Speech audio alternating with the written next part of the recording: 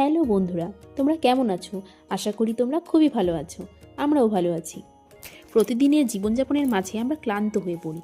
তাই এই ক্লান্তিটা দূর করার জন্য আমরা ঠিক করে নিই কোথাও একটু ঘুরতে যাওয়া বা একটু ঘুরে আসা। আর এই ঘোরাটা যদি কোথাও মন্দির হয় তাহলে বাস কোনো তো কথাই হবে না। তাই আজ আমরা চললাম শিলিগুড়ি ইস্কন মন্দিরে। তোমরা দেখতেই পাচ্ছ আমরা টোটোতে উঠে বসে পড়েছি। সঙ্গে ছিল আমার মা এবং আমার জ্যাঠাতো দিদি।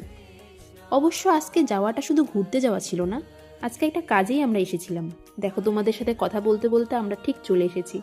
উনি হচ্ছে আমার মা আর উনি হচ্ছে আমার দিদি। আজ আমার বাবার মৃত্যুবার্ষিকী ছিল, তাই আমরা গতকাল গিয়েছিলাম। ও তার আগে তো বলাই হয়নি, আমার মার শখ ছিল বাবার আত্মার শান্তি কামনায় রাধা মাধবের কাছে কিছু ভোগ নিবেদন করা, আর এই উদ্দেশ্যেই আজকে আমাদের ইস্কন মন্দিরে যাওয়া। তার সঙ্গে আমার মুখটা একটু দেখিয়ে নিলাম। তারপরেই সামনে চলে গেলাম, পাশেই জগন্নাথ মন্দির। জগন্নাথ দেবের দর্শন হয়ে গেল, তোমরাও একটু দর্শন করে নাও।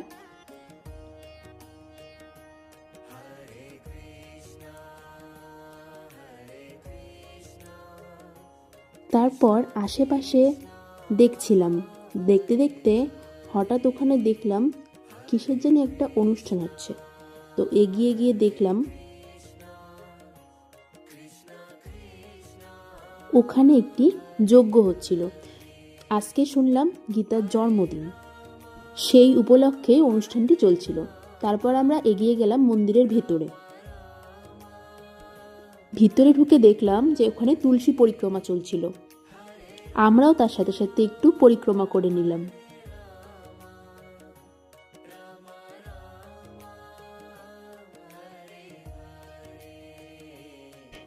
পরিক্রমা করা শেষ, সবাই প্রণাম করলো।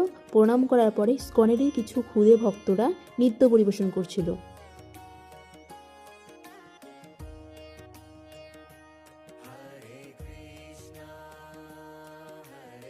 এবার ইস্কনের যে প্রধান পুরোহিতরা আছে তারা এবার শঙ্খ বাজিয়ে নিচ্ছে।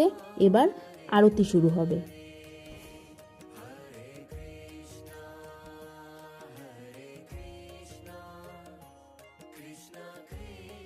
আমাদের সাথে সাথে তোমরাও একটু এবার দর্শন করে নাও রাধা মাধবের।